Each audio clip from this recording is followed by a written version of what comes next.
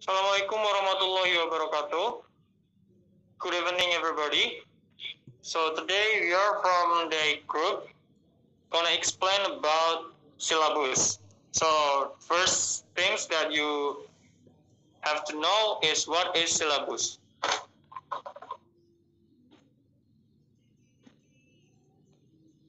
So syllabus is a learning plan for a particular subject and includes competency standard, basic competence, subject learning, and then learning activities. Jadi silabus ini rencana pembelajaran pada suatu kelompok yang mencakup standar kompetensi, kompetensi dasar, materi pembelajaran, dan kegiatan pembelajaran. Dalam hal ini, silabus dibagi menjadi 5. Yang pertama, subject identity, yang mana dalam silabus ini subject identity-nya adalah SMA, MA, SMK, atau MAK. Kemudian kelas untuk kelas 10. Kemudian yang kedua, yakni kompetensi inti atau core competence. Core competence is the level of ability to achieve graduate competency standards that students must have at each class or program level, which is the basic for basic competency development. Jadi kompetensi ini adalah tingkat kemampuan untuk mencapai standar kompetensi lulusan yang harus dimiliki peserta pada setiap tingkat kelas atau program yang menjadi landasan pengembangan kompetensi dasar. Pada silabus ini, yang satu ini terdapat 4 KI. KI yang pertama dan KI yang kedua, yakni menghayati dan mengamalkan ajaran agama yang dianutnya. Menghayati dan mengamalkan perilaku jujur, disiplin, santun, peduli, yang termasuk gotong royong, kerjasama, toleran, dan damai, bertanggung jawab, responsif, dan proaktif dalam berinteraksi secara efektif, sesuai dengan perkembangan anak di lingkungan keluarga, sekolah, masyarakat, dan lingkungan alam sekitar, bangsa, negara, kawasan regional, dan kawasan internasional. Kemudian KI 3, memahami, menerapkan, dan menganalisis pengetahuan faktual, konseptual, prosedural, dan metakognitif berdasarkan rasa ingin tahunya tentang ilmu pengetahuan, teknologi, seni, budaya, dan humaniora dengan wawasan kemanusiaan, kebangsaan, kenegaraan, dan peradaban terkait penyebab fenomena dan kejadian, serta menerapkan pengetahuan prosedural pada bidang kajian yang spesifik sesuai dengan bakat dan minatnya untuk memecahkan masalah. Dan yang terakhir, mengolah, menalar, dan menyaji dalam ranah konkret dan ranah abstrak terkait dengan pengembangan dari yang dipelajarinya di sekolah secara mandiri, bertindak secara efektif dan kreatif, serta mampu menggunakan metode sesuai kaidah keilmuan. Dan selanjutnya mengenai kompetensi dasar. Untuk kompetensi dasar akan dijelaskan oleh Dede Jaya Laksana. Dede Jaya Laksana, silakan. Untuk kompetensi dasar, basic competence, is the ability to achieve core competencies that students must acquire through learning. Jadi dasarnya kompetensi dasar itu adalah sebuah kemampuan untuk mencapai kompetensi inti yang harus diperoleh peserta didik melalui pembelajaran. Jadi di sini di KD ini adalah kayak penjabaran untuk pelaksanaan atau untuk mencapai dari kompetensi inti yang telah disebutkan.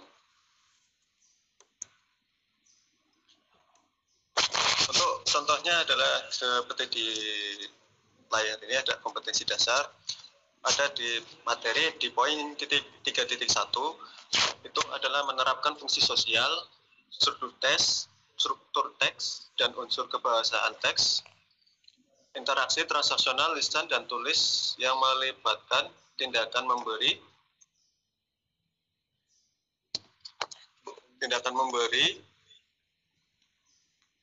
dan meminta informasi terkait jati diri dan hubungan keluarga sesuai dengan konteks penggunaannya, dan perhatikan unsur kebahasaan seperti pronoun, subjektif, objektif, serta posesifnya. Kemudian ada juga di poin 4.1, yaitu menyusun teks interaksi transaksional lisan dan tulis pendek dan sederhana yang melibatkan tindakan memberi dan meminta informasi terkait jati diri dengan memperhatikan fungsi sosial, struktur teks, dan unsur kebahasaan yang benar dan sesuai konteks. Kemudian di materi selanjutnya ada di poin 3.2, yaitu menerapkan fungsi sosial, struktur teks, dan unsur kebahasaan teks interaksi interpersonal lisan dan tulis yang melibatkan tindakan memberikan sebuah ucapan selamat dan memuji, bersayap, extended, serta menanggapinya sesuai dengan konteks penggunaannya. Kemudian yang terakhir di poin 4.2, yaitu menyusun sebuah teks interaksi interpersonal dan lisan dan tulis sederhana yang melibatkan tindakan memberikan ucapan selamat dan memuji, bersayap, extended, dan menanggapinya dengan memperhatikan fungsi sosial, struktur teks, dan unsur kebahasaan yang benar dan sesuai dengan konteksnya. Kemudian untuk materi pembelajaran akan dijelaskan oleh Muhammad Ivan. Silakan. Learning material contain fact, concept, principle, and procedure that are relevant and are written in the form of point in the accordance with the formulation of competency attainment indicator. Jadi materi pembelajaran muat fakta, konsep, prinsip, dan prosedur yang relevan dan ditulis dalam bentuk butir-butir yang sesuai dengan rumusan indikator pencapaian kompetensi KD. Di KD 3.1 butir fungsi sosial mengenalkan menjalin hubungan interpersonal dengan teman dan guru. Dan di butir struktur teks memulai dan tujuannya menanggapi, diharapkan atau di luar dugaan. Poin unsur kebahasaan, sebutan anggota keluarga inti dan yang lebih luas dan orang-orang dekat lainnya. Dan hobi dan kebiasaan, ada juga unsur kebiasaan yang verbal, be, have, go, walk, live dalam simple present tense.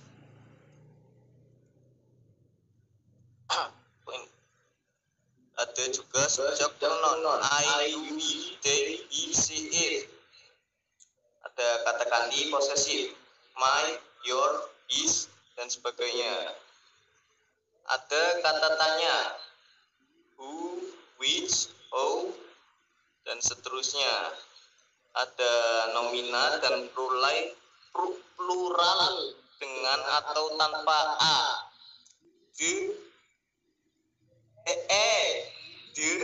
this, those, my, their, dan sebagainya. Ada ucapan, tekanan kata, intonasi, ejaan, tanda baca, dan tulis tangan. Di butir topik, deskripsi diri sendiri dan bagian dari keluarga dan masyarakat dapat menumbuhkan perilaku yang termuat di KI. Di KD.2 butir fungsi sosial, menjaga hubungan interpersonal dengan guru, teman, dan orang lain. Di butir struktur teks memulai, menanggapi, diharapkan di luar dugaan. Untuk presentasi selanjutnya akan dijelaskan oleh Zakaria Irwandi. Silakan Zakaria Irwandi. Well, my name is Zakaria Irwandi. I will explain about learning activities. Learning activities are activities being carried out by educators and students to achieve the expected competencies. And then the learning activities is menyimak dan menirukan beberapa contoh interaksi terkait jati diri dan hubungan keluarga dengan ucapan dan tekanan kata yang benar. Kemudian ada mengidentifikasi ungkapan-ungkapan penting dan perbedaan antara beberapa cara yang ada. Kemudian yang ketiga menanyakan hal-hal yang tidak diketahui atau yang berbeda. Lalu mempelajari contoh teks interaksi yang terkait jati diri dan berhubungan dengan keluarganya yang dipaparkan figur-figur terkenal. Lalu ada aktivitas saling menyimak dan bertanya jawab tentang jati diri masing-masing dengan teman-temannya. Kemudian melakukan refleksi tentang proses dan hasil belajarnya.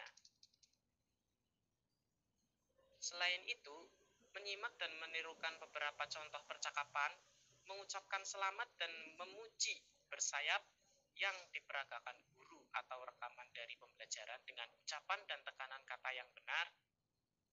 Dan yang terakhir, sesi bertanya jawab untuk mengidentifikasi dan menyebutkan ungkapan pemberian selamat dan pujian serta tambahannya, dan mengidentifikasi persamaan dan perbedaannya. Kira-kira seperti itu. Well, that's the learning activities. What can I deliver to you? Thank you for your attention. That's all from us. Terima kasih buat perhatiannya. Sekian dari presentasi kami. Terima kasih. Wassalamualaikum warahmatullahi wabarakatuh.